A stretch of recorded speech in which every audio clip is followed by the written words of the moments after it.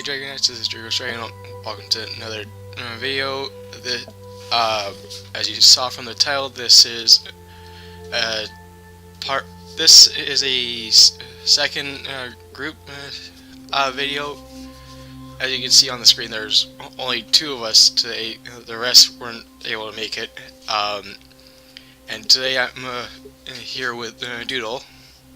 Hi, I'm Diamond Doodle, Sophiana Ardinger, whatever you want to call me. Hey You works just as well.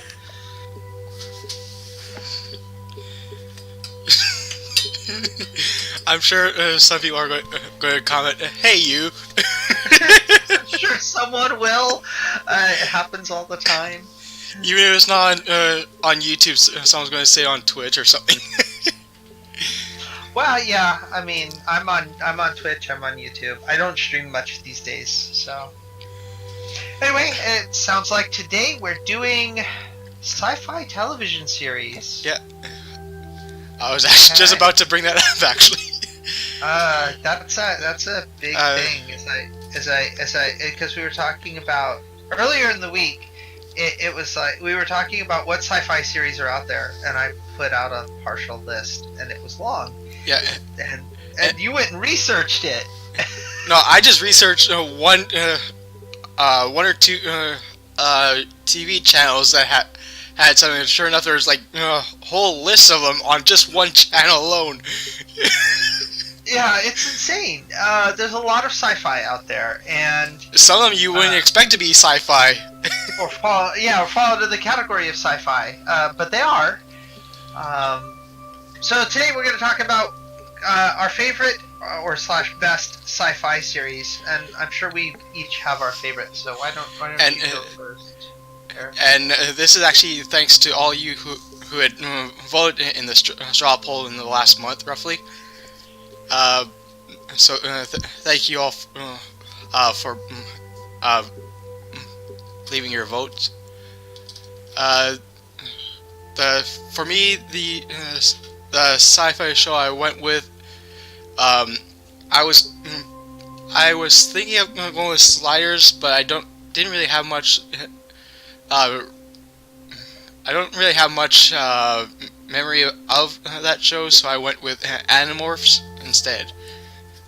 A lot of people probably say, "Oh, hell no, Animorphs is not sci-fi." But honestly, if you think about it, it actually is. It involves aliens, alien parasites, alien races, even the odd ship here and there. Even one of the main characters is an alien. So yeah, it is sci-fi. And not only is it the characters that are sci-fi, but the items that they mention are sci-fi. They have alien technology. They have, or they bring up the alien abilities. The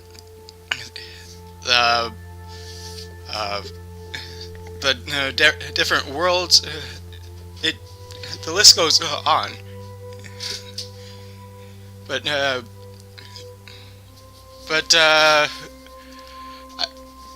I didn't just pick Animorphs because of their alien stuff. I also feel the show itself includes much more, such as drama. For example, one of the characters had lost a family member during the series. Reality lessons such as how much support, love, and trust comes with having friends and other people to cooperate with. The pros and cons of having such powers and abilities, such as changing into various creatures, and how hard it could truly be to trust anyone if such things actually became reality. The list goes on and on, but that's the main reason why I picked Animorphs. Okay, for me, it was a harder choice. I watch a lot of sci-fi, I read a lot of sci-fi books and watch a lot of sci-fi shows. Mostly because I grew up in a sci-fi household, starting with Doctor Who and then Star Trek later, or earlier, depending on which version of Trek you're talking. Uh, and for me, for sci-fi series, more modern sci-fi series, I was kind of torn between two. Stargate SG-1, which ran for 10 years, was a great sci-fi show in that it's set during the modern day. And it being set during the modern day allows you to, as a viewer, go, oh, wouldn't it be great? I could be a part of this, the Stargate program. Like, having stuff set during contemporary times actually helps project yourself into it a little bit easier, and captures the imagination in many ways better than something like Star Trek, which is set in the far, far future. Or Doctor Who is time travel, so. But the show I ultimately went with was a series that's still running called The Expanse. And The Expanse is interesting for me because it's contemporary problems of dealing with things like nationalism and real world politics to a degree and the like, where you have set in more of a sci-fi setting, set within colonizing our own solar system. So Mars is it's a colony of Earth, but they recently fought a war to separate themselves from Earth rule. So there's all this political stuff between them and then the folks that are out mining the asteroid belts, and all these political tensions. But the technology and the amount of love and detail that's in the show is just amazing. I was watching this series recently with my boyfriend, and he says, I have to pay attention to this. I have to pay attention to the details and the background, and the way they talk is consistent, and the production value is really high. But it's all using relatively modern theoretical technologies. So there's no artificial gravity, for example. There's no, or at least no artificial gravity that's not generated by what they call spin or acceleration, centrifugal force or acceleration, basically. And everything uses fuel. It's solid rockets, and it's well detailed, and it's interesting, and the characters are very compelling, and the themes that they cover, especially in season 2 and season 3, are very topical to today's political climate and today's climate. And there is a little sense of paranoia of who do you trust. It's still that same kind of like you said about Animorphs. Like there's a little bit of paranoia there about who do you trust, right? I mean, but it's interesting. It's a good series, I think, overall, and I think that's my favorite contemporary series. Interesting. You should have thought a lot about this, obviously. Well, I watched a lot of sci-fi, so I put a lot of thought. I mean, it's the same thing with the cartoons. Last month, like the cartoon thing. Like, I sit down and I think about, like, I don't sit down and think about, like, it's not like I sit down at a desk and open up a book and go, okay, let me write down my stuff. Like, no, like, I think a little bit about it, about what makes something appealing to me, and that's kind of what we're talking about. It's but also, for our viewers or our watchers or our listeners, like we want to kind of share with them a little bit of get them maybe out to watch something new or see something new or read something new. And that's part of it, and part of that is instilling the virtues of something. Anyway, yeah. What else we got? I like how I bring up one small sentence and you go on for that for like a whole minute. The gift of gab. What? Talk an awful lot. I'm used to talking an awful lot. Yeah, Animorphs does bring up a lot of issues about it. Uh, if these abilities and powers and whatnot became reality, and if these aliens became a reality, how hard would it be to trust, say, your own brother or sister? Because you don't know who's going to be infected by what the show calls Yerks. Yeah, well, that's a kind of an invasion of the body snatchers kind of thing, right? Like when you think about it, the the concept of not knowing who you could trust around you is actually one of the oldest sci-fi tropes. I'd have to look it up, but I think in the 50s, Robert Heinlein wrote a book called The Puppet Masters, or was it The Puppet Masters? Might have been, I forget. Which was basically about an alien species a parasitic alien species that basically took over individuals' bodies and had access to all their memories and a bunch of other stuff. And they made a movie of it. I know what you're talking about. The invasion of the body snatchers. Yeah. Anyway, they made a movie out of it recently that wasn't very good. I mean, it was okay, and if it had been made like 10 years prior to when it came out, it would have been great. Which also shows you something else about sci-fi that's kind of interesting. Sci-fi is very much born of the culture of the time. So, say something like Starship Troopers, for example, was very much was very much about kind of a warning against fascism, because it came about right after World War II, like in the 60s, I think, 50s and 60s. You have, I'm trying to think, there's another couple, not Starship Troopers, Battlefield Earth is another one that was very much of its time, and then of course they went and made an atrocious movie out of it. But if you think about it, a lot of shows back then could have done a lot better, but they were only working with what they had. Well, but like 1997's Star Kid, for example, the Psi or the cyber suit could have had a much better design compared to what it had.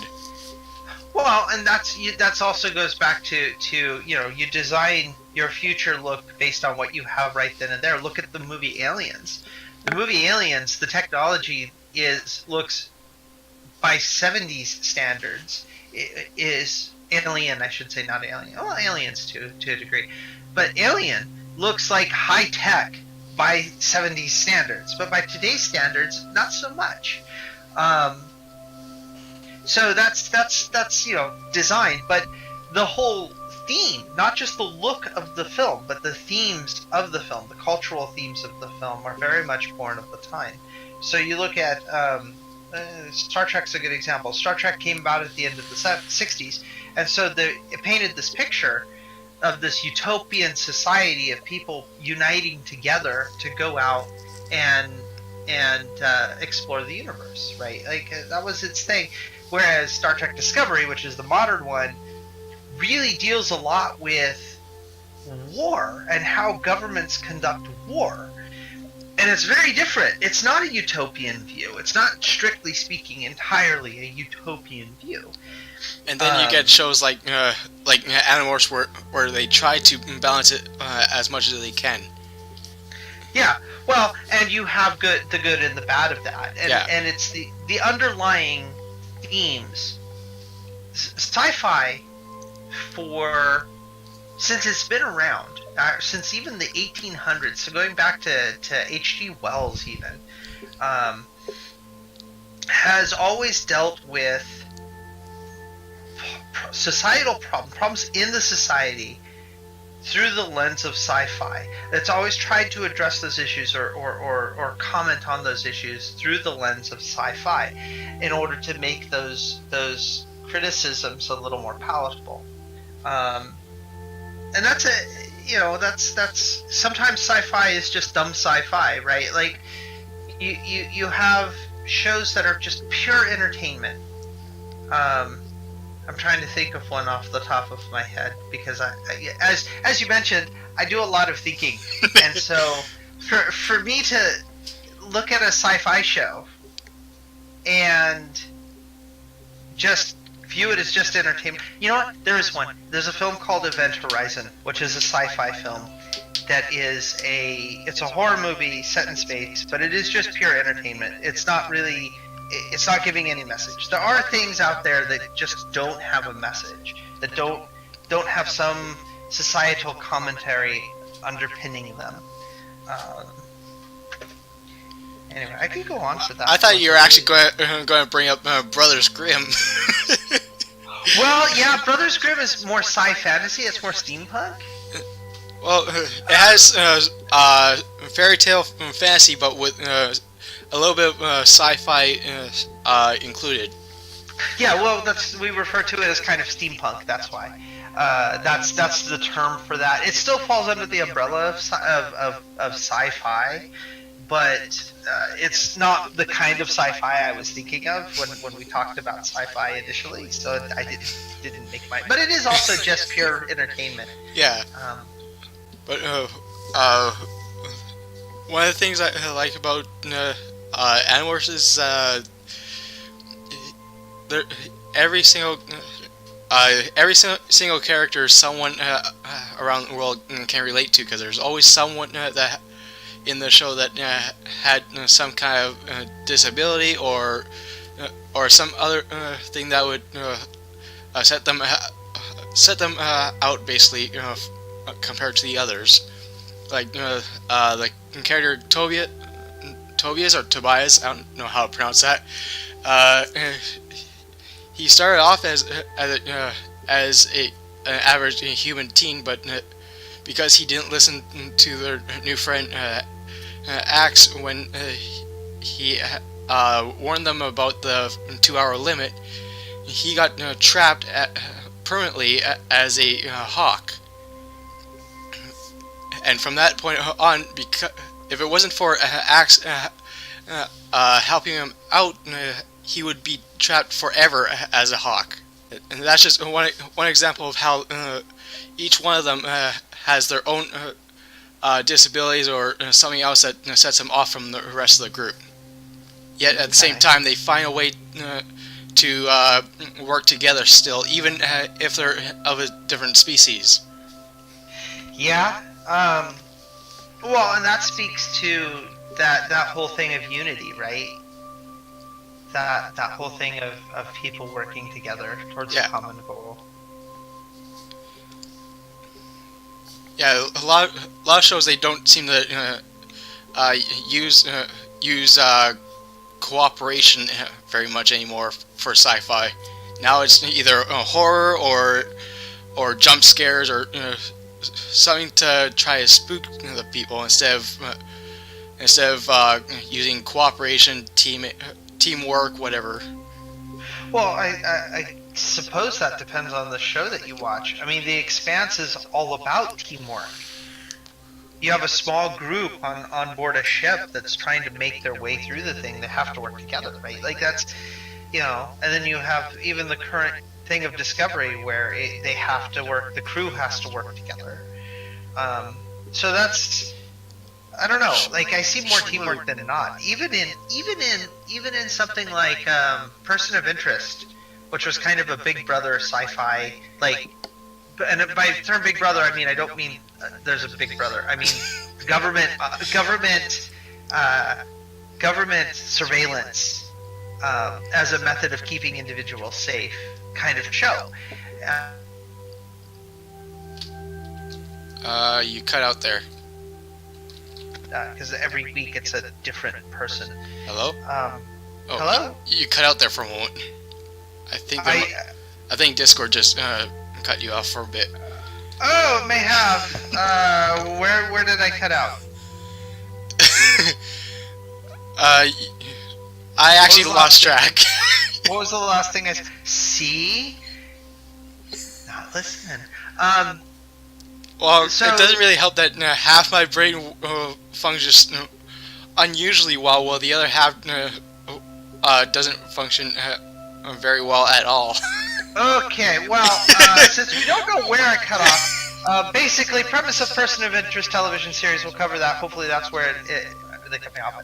The Person of Interest is a show where it's all about Big Brother, big government observing people to kind of being super intrusive in every piece of digital communication in order to find threats. Well, the show doesn't deal with those threats. The show actually deals with a group of people that think that fundamentally this can do more good than just looking at big threats. So what they do is they take small problems and try and tackle those small problems. And each week they receive a social security number of a person who is the person of interest. As far as teamwork goes, you have a small team of people working to make a difference in an individual's life. So I think teamwork has been, I think desperate people or different people coming together to work together to accomplish a goal has actually become more common in sci-fi since about, I want to say 2010 or so.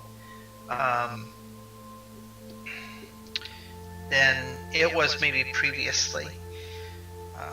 Animorphs is interesting in that they focus on individuals working together.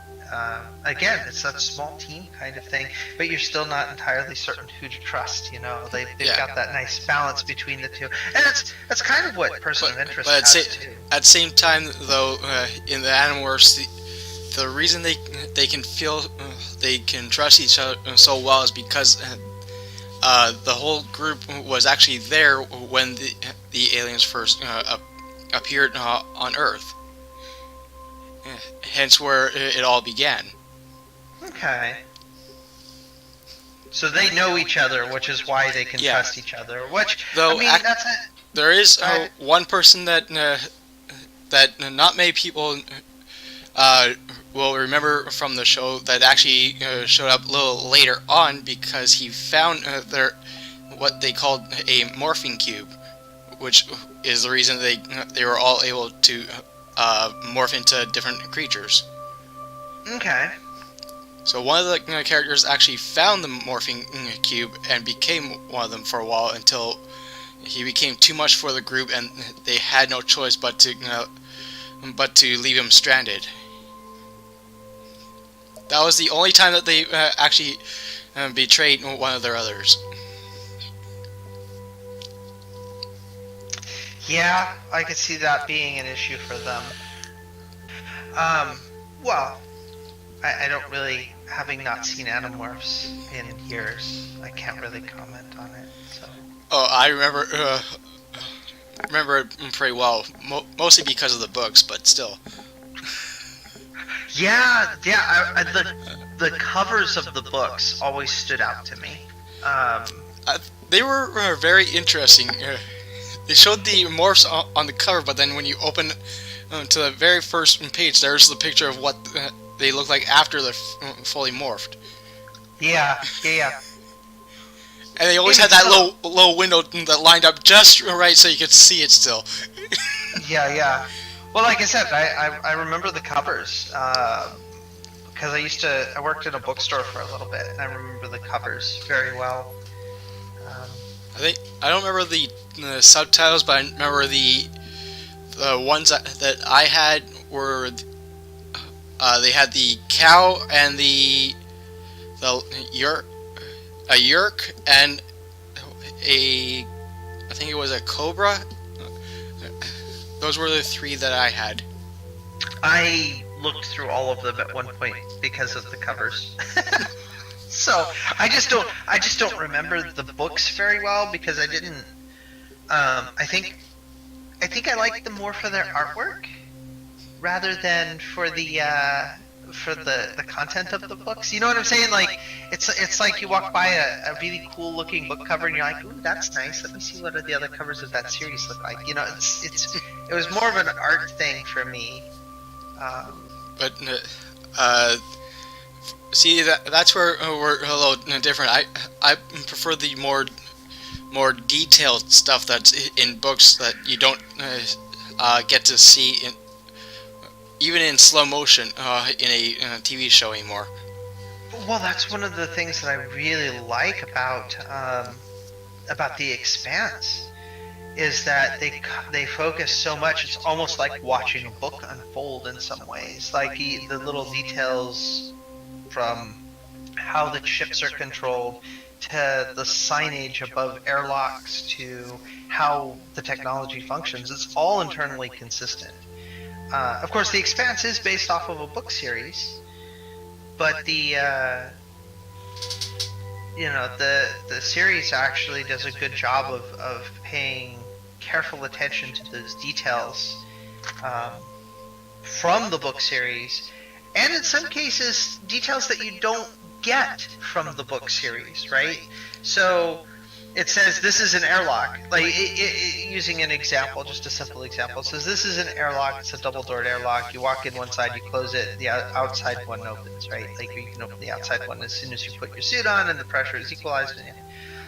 Well, for a show, there's all kinds of little details that would be around an airlock, like warning signs and switches and latches and buttons and places to put equipment and et cetera, right? Like, and that stuff is sometimes skipped over in a book, but when you visually you're designing something, a lot of times, for many series, not every series, they put thought into what goes into those details that maybe your mind fills in the book. But yeah, I could see where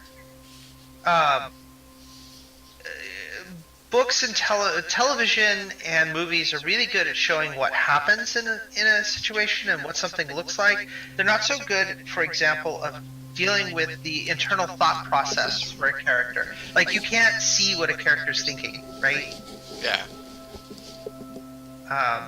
And that's a limitation of the media, I guess. And it's the same thing with the comic books. Like, you can see in comic books, they can do thought bubbles for what a character is thinking. But you can't see that. You can't put a thought bubble on screen unless you do the character narrating the situation.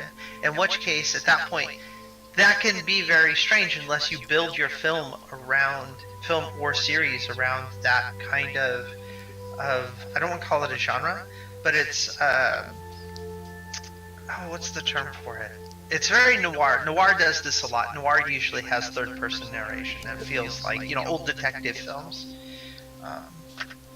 Unless you build your series around it, it just doesn't quite work.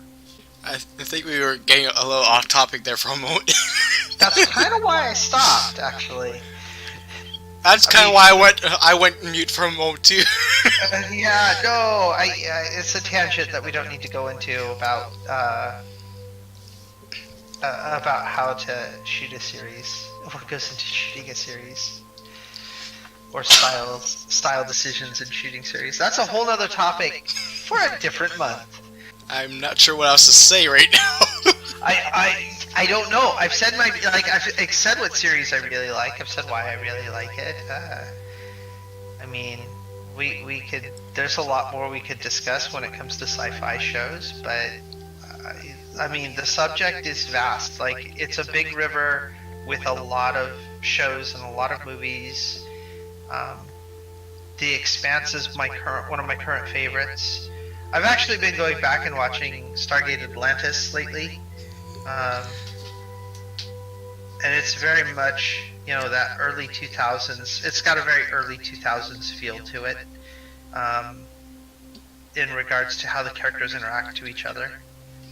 You have something like Person of Interest, which only ran for, I think, 5 seasons. All about artificial intelligence and surveillance. It's a very interesting show from a technical standpoint. We've talked about Animorphs.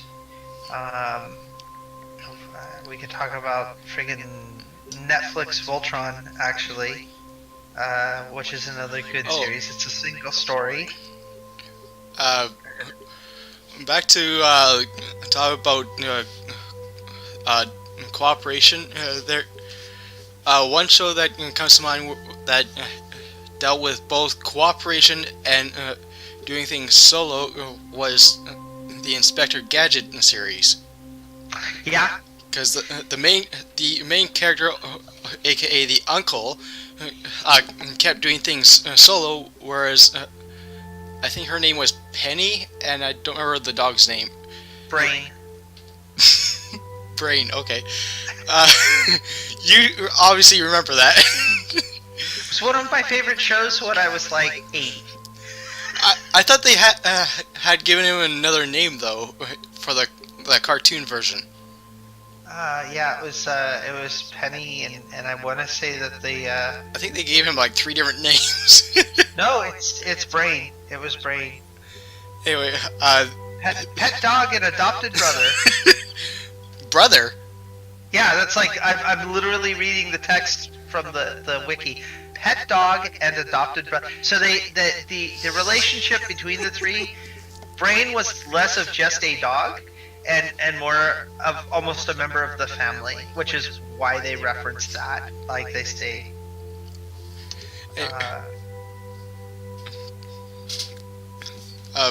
Back to what I was saying, that Inspector Gadget, the main character, also known as the uncle, kept trying to do things on his own, even if it caused him to get into who knows what kind of trouble. Whereas then you get Penny and Brain, apparently. I'd have to look up the name, but they kept trying to cooperate to prevent their uncle from getting into so much trouble. Yeah. Well, they were part of the real reason the world was saved. Yeah, started off as they were just a family. The uncle had a message that somehow kept self-destructing, even though it was just paper. Yep.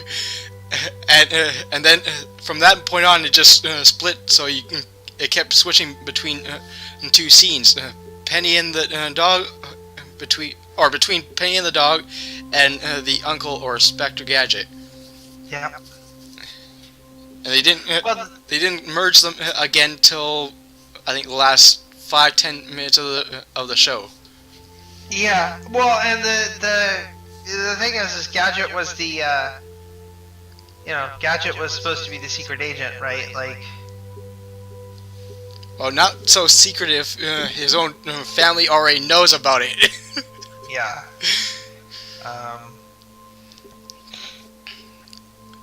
Interesting. I'm reading about the voice actors that played the various characters. I remember in the movie, like the early 2000s, late 90s movie, the uncle apparently was actually in a car accident before he got all these gadgets built within him. Yeah, he was. I'm not sure if it happened the same way in the show.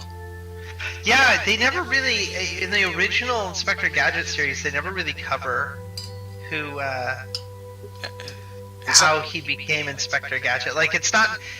It's one of those things where it's just not important for purposes of the narrative. Yet the people that are fans of the show are probably going, "What the hell is going on? Where did he get all this? How did he even become Inspector Gadget?" Yeah, possibly.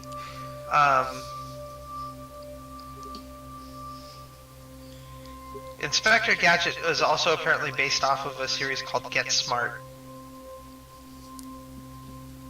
Wasn't that actually its own movie? It became a movie, but it was originally a series in the 60s. I think it was Steve Carell that played the main character. Yeah, well, in the movie, the original guy who played Maxwell Smart was Don Adams. Who actually no, it wasn't. It wasn't Steve Carell. It was I forget his name. The one that played Mr. Bean. God, I forget his name too. I know who you mean though. I have to look this one. But the guy who Don Adams, who played Maxwell Smart, which is in Get Smart, which is another sci-fi. It's more of a sci-fi comedy series from the '60s. Also was the original voice for and inspiration for Inspector Gadget. Yeah, all these '60s spy dramas he was involved in. I'm trying to find out who Mr. Bean is, but oh, here you go. Rowan Atkinson. Rowan Atkinson, yeah. Oh yeah. He said he was done playing Mr. Bean not that long ago. Probably because they did so much with it already. They didn't want to ruin the series as it was. Well, he's been doing Mr. Bean for a long time, and at least the mid-90s, probably later or earlier. Yeah, he said, okay, so in like 2015 he said he was done, and then in 2016 he said he's never going to retire. It seems a lot of people do that nowadays, even YouTubers. Well, it's so, look at it from the perspective of, here you are, you're known for playing one character, and there was Leonard Nimoy struggled with this in Spock, because he played Spock, he was typecast as Spock, and couldn't get other roles. And he hated that. He absolutely hated that until the late 70s and early 80s. And I don't know what changed with him, but he that's why they killed Spock off in the second Star Trek film, by the way, is because he wanted out. He was done. And after that film, he kind of had a little bit of a reawakening and turned around and said, I'm not done with Spock. I want to come back. And so they did Star Trek 3, which was to bring Spock back. But the original, like, there are actors who do this. Like, if you are only known as a single character for so long, if that's all you ever do, it kind of gets old. You kind of get tired of it. You kind of want to move on and do something else. And yeah, I can understand that, because even some YouTubers did that for a while. They pretended to be someone else for a bit, and then they're like, screw this, I'm done hiding who I really am. Jacksepticeye is a perfect example. There's folks that do that, and then there's folks that need to, like, you can't do the same thing all the time. You know what I'm saying? Yeah. One nice thing about doing these Thoughtful Thursdays on a monthly basis is that, like, the subject is different every year, every month. Every year, wow! Every month. It's been a year already. Well, we could almost do, if we're doing just sci-fi shows, we could almost do a weekly podcast on sci-fi shows, right? Like, and never cover the same series twice. Like, yeah. We really could. There's that much sci-fi out there, folks. It's crazy how much there actually is. Some, yeah, even I was surprised that they were considered sci-fi. Yeah, you wouldn't think something. Well, you know, some folks would not consider something like Person of Interest sci-fi, because it's not set in a futuristic setting, right? It's contemporary. It's set in New York, but yet it is sci-fi. It has sci-fi elements to it. Stargate's set in the 90s. Actually, it's actually set in the years the series takes place. So, but it's still sci-fi. They're still dealing with science fiction elements. You know, so I don't know. I mean, but there's a ton of sci-fi out there. It's hard to choose just one.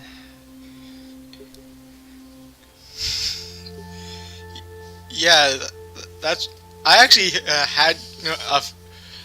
had two options just in case we went to books, because another series I would have done for books would have been the Dragonback series by Timothy Zahn.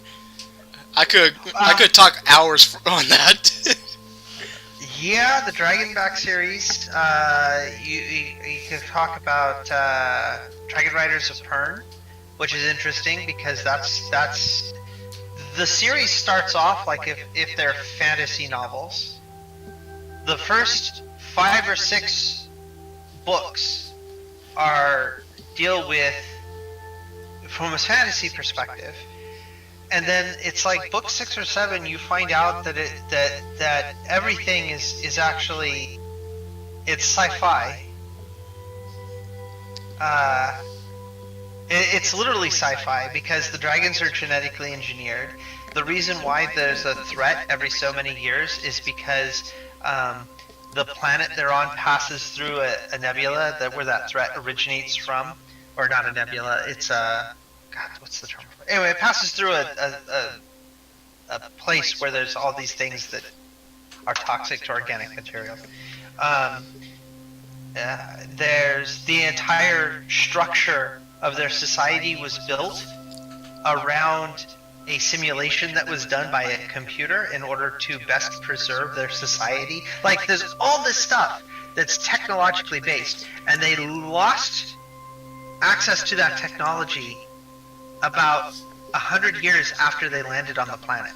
And so it's sci-fi, but it doesn't read like sci-fi. It doesn't feel like sci-fi. It doesn't, it doesn't seem to take place in a world that is sci-fi, but it is actually sci-fi. Dragonback series is the same way, in the sense that it is a sci-fi series, but you don't know it's a sci-fi series. Same thing with Dark Tower, actually. Stephen King's Dark Tower series. And if we went for a children's series, there's actually 2 I had in mind, which would have been mostly ghostly or Aliens Ate My Homework. Those 2 series I loved reading. It's been a while since I've read either of them, but mostly ghostly is. Some might see it as a comical horror for kids, but I mean, sure, it has ghost or ghost children in it, but at the same time, there's still the mystery of how they became ghosts. Yeah. Which could lead to more sci-fi stuff. Well, of course, and you look at, say, something like Ghostbusters. Let's talk movies for a second. Like, you look at something like Ghostbusters, like, there are ghosts, but there's a science behind how the ghosts are. Actually, Goosebumps is the same way. Yeah. Every story is a little different, and sure, it's along the lines of horror or Halloweenish type stuff, but it also has some sci-fi stuff in it. There's even some of the stories actually even mention aliens in it, like the Choose Your Own Adventure version of the series. They actually had one that's literally called Beast from the East, which is from another planet altogether. Yeah.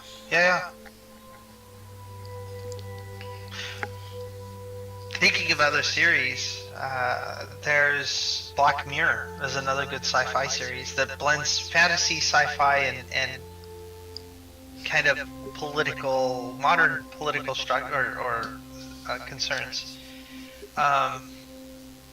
You also have, it just came out, there's a series called Love, Death, and Robots, which is all sci-fi.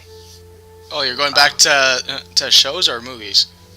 Well, to both of them. I mean, there was a Black Mirror movie that was kind of Choose Your Own Adventure-ish, actually. I think my brother actually mentioned that. Yeah, there was. I haven't actually looked at it, but it's. I think it's one of those Netflix only movies, though. It is. It is Netflix only, but it is interactive Choose Your Own Adventure, which is kind of cool. Like, 10 years ago, 20 years ago, we wouldn't have had anything like that. Sure. And if we're talking novels, see what other sci-fi novels have I read? There's a series called the Spinward Fringe series, by Ralph Lalonde, which also deals with. It's mostly its own internal political stuff, but it deals with abuses of technology, which is interesting. And what happens when you have religious fanatics using technology to accomplish their ends, set in a very high technology science universe. It's interesting stuff. It's a good book series. If anyone needs a book series to read, go read that. If you need a series to watch, well, we could sit here all afternoon and talk about new things to watch. Yeah, that's true. And if we went into movies, I was said Mirror Mask was probably my most interesting one. As far as the movies go, let's see. What would be my favorite sci-fi movie? Either Mirror Mask or Star Kid from 1997. You know, I think I'm going to reach back a little further and say that the film Aliens is probably... Oh, the whole series? No, the second film. Which was James Cameron's... Interesting trivia fact. James Cameron's second ever movie ever directed. His first one, he was a special effects producer on, and then he went and did Alien, and then did Terminator. I think maybe it was Terminator. Anyway, it was his first or second movie ever made, but it's a sci-fi movie that's so well put together. If we're talking movies, like that would probably have to be my. This is a good sci-fi. It's sci-fi horror, but it's probably up there on my favorite sci-fi films. It's probably number one. Yeah, I have to think about it, except, like I said at the beginning of all this, I watch a lot of sci-fi. It's almost certainly my number one would be that or Terminator, the first Terminator movie. Although Terminator has not aged well as a film. Aliens has aged incredibly well as a movie. Like, you could watch Aliens now, and it's still just as amazing film as it was in 1984, whenever it was when it came out. Yeah, I think I saw the first or second Terminator, and I was told that the third one, and I think the fourth one. I don't know if they had a fourth. Yeah, they had a fourth. It wasn't called It was not called Terminator 4, but they had a fourth. They have had a fourth and a fifth one. I was told that Terminator 3 and onwards was actually kind of ruining the series the way it was originally made. Yeah, the first two are the best. We're getting a new Terminator film. Weirdly enough, we are actually getting a new Terminator film that ignores 3, 4, and 5. Right, like it's basically a sequel to the second one, and it was written by James Cameron. So we'll see if it's any good. I've seen a few pictures from it, and I'm kind of hesitantly optimistic. Well, you see, there's a difference between it being written by the same character or same person and directed by the same person. True, but I mean, Battle Angel Alita was effectively partially written by Cameron, right? Or excuse me, Alita Battle Angel was partially written by Cameron and Robert Rodriguez, and that film was a visual treat. If we're talking, it's got some deep elements about what it is to identity, who a person is, but at the same time, it's also an origin story. And origin story films are always harder. Like, they're a harder sell. They don't grab as many people as origin story films, because they have to tell the story of how the person came to be who they are, and they have to tell an adventure story to go with it. And the two together don't necessarily work. Alita is one of those things where it crams the first elements of the first 4 volumes of the manga it's based off of into a single film. And so there are some pacing issues. There are some things where it just doesn't feel... it feels like they could have expanded in certain... Don't get me wrong, it's a great film, but it's not my favorite just because it doesn't feel particularly deep even though there are deep things that it is covering. I will still buy it when it comes out though, because it's one of my favorite mangas. And you think about it, books are pretty much the same way. It's always very hard to figure out. Okay, where do these two meet, or how does this character come to be, or whatever. Like in I'm going back to the Timothy Zahn series, Dragon Back. In this series, they seemed like they had a little trouble at first trying to show. Okay, this first part of the first chapter is for Jack, Jack, and the second part is for Draycos, the character he meets. They seem to have a little bit of trouble figuring out. Okay, how do we get these two to meet in the same part of the story so we can continue the story? Yeah. Oh yeah. Lots of stories are like that, whether they're visuals, audios, or just in book form. Yeah, well, I was looking at the Dragon Riders of Pern series. I did not realize that they had... Wow, there's something like 30 books in the series now. When I stopped reading them, which was like the mid-90s, there was only like 12 books, and now there's a lot more. For which series? Dragon Riders of Pern. Oh, I think the Animorphs beat that by a long shot. Yeah, but the Animorph books are each only what, like 120 pages? Oh no, they're a little longer than that. The ones I saw were all smaller. They weren't that long. They're about half-inch thick, roughly. Okay, yeah, the Dragon Riders of Pern books are much thicker. The Dragon Riders of Pern books are like 500 pages on average. Oh, those were just the original Animorphs books. They made a trilogy series of it afterwards, and just by the cover alone, I could tell that the series was horrible. And I quote, there are 54 main series books and 10 companion books in Dragon Riders of Pern. So not that many more than Dragon Riders of Pern. For Animorphs, I mean. 50-some books in the Animorphs series. I was going to say, you're comparing the series to its own series. Yeah, no, I was off in my own little world. Yeah, no, I just looked up the number of books. Let's see here. Yeah, average of 184 pages per book for Animorphs.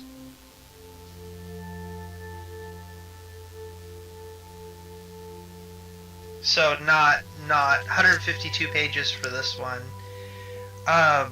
Whereas the Dragon Riders of Pern books were like 300-400 pages each. And the compilations were closer to 800 or 900 pages, with really small print. The main series of the Animorphs, looking up right now, goes up to... I've got the wiki open. 54 books. Yeah. And then there's 10 other books. What was it? The chronologistic series was the one that's horrible to me. I mean, these are all relative. For the books I normally have read, these are short. Like I could read these in an hour or two. Oh no, it was the companion books apparently. Yeah, the companion books. 1, 2, 3, 4, or 1, 2, 3, 4. Then they don't have a number for the next three. Then Alter Nanomorphs. The Androlite Chronicles.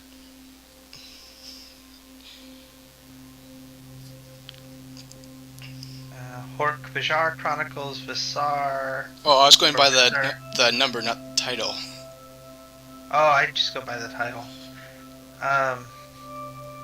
Alternamorphs. Yeah, they had two alternamorphs. I'm guessing that's supposed to be like the alternative of the main characters. Yeah. They don't say how big it is. But yeah, I mean, even if they're 300-400 pages, like because a couple of the companion books are 300 pages. That's for me. That's still a short book. Because I used to read. I used to read epics, like 600-700 page books. Oh jeez. That's why I love my Kindle so much, because I can put a 600 or 700 page book on my Kindle, and yeah, I could carry a library of 600 or 700 page books instead of carrying one or two. But even the Dragonlance books and the Dragon Riders of Pern books and all of those, they typically weigh in between 300 and 500 pages on average. They're novels, and it's I don't know. You can tell Sci-Fi series in less, but oh jeez, I just realized it's coming up to an hour of recording already. Yeah, so we're almost there. So we've managed to fill that empty time because there's only two of us. According to OBS, it's about to be 58 minutes. Okay, well, at an hour we should call this thing. Because I don't want to kill your editing hand too much. The only reason it tired me out is because of spending basically an entire week just editing the audio alone. Well, yeah. That was my own fault, though. That's part of what we do. So what we should probably do is think about what two topics. If folks want to see topics, put in the comments below. Not according to Discord, I didn't. You're fine now. But not according. I've been watching my thing on Discord. Not according to Discord, I didn't. No, it's just the audio. The Discord itself didn't cut out. Just your audio. Yeah, but Discord tells me when I'm generating audio. It did not. No, it was like a split second. But anyway. Doesn't matter. If you guys have a subject that you want us to cover, please put in the comments below what you'd like to hear us tackle next in the next month or two, and we'll put up a straw poll. I don't know what do you think in actually next month? I already have a straw poll in mind. Should this series go live? Ooh, yeah, that's a great straw poll, but we still need a subject for next month. Oh, I'm sure we can think of something by then. Well, I know, but anyway, if any of you listeners out there have a suggestion for what we can do, please let us know. We'll probably try and come up with something. If anything, we'll do pizza versus other types of food or something. Like, we'll come up with something that actually what you guys should do. What we should do is come up with something. Adam and Kuro are passionate about, and get them on here to do more stuff, because I don't know, they should have a spotlight.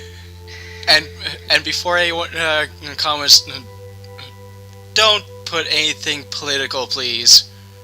Yeah, we don't do politics on this show. I'm sorry. If you want to hear me do politics, drop me a direct message. I'm easy to find.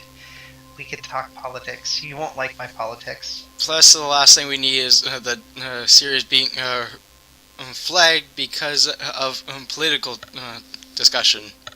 Also true. Politics has gotten incredibly toxic, and we want to avoid that. So they're actually planning on adding it to their guidelines because of how bad it's gotten. Twitter, is it Twitter or Tumblr? One of the other two ones already just did recently. Added it to their guidelines, their no-nos. So, anyway, let us know what you think in the comments below. Please like, share, follow us. We're nice people. And we like you all. And the straw polls are going to be below like usual. I think that's pretty much it, isn't it? That's all I got. Unless you got something more. I'll take that as a no. I might have an idea for next month. Okay. Well. A comparison episode. Oh, comparison. What are we comparing?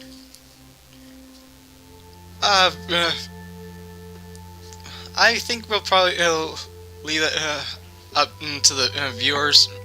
Okay. I was thinking of food comparison, but well, like I said, please let us know what we can compare, what we can talk about, what you guys want to hear our thoughts on in the comments below, and we will put up a straw poll and we'll see what we can make happen. Also, if you want this to go as a live stream, please let us know if you want this to be a regular live stream or if you want it to be a drunk live stream. Oh, drunk live stream. That would be funny. I would have to break out my bar. I'd have to get a lot more whiskey to keep up. Yeah. Well, we could do if we do a drunk live stream of this, based on the topic. We'd have to have drinks. We'd have to do a list of drinks that are appropriate for the topic.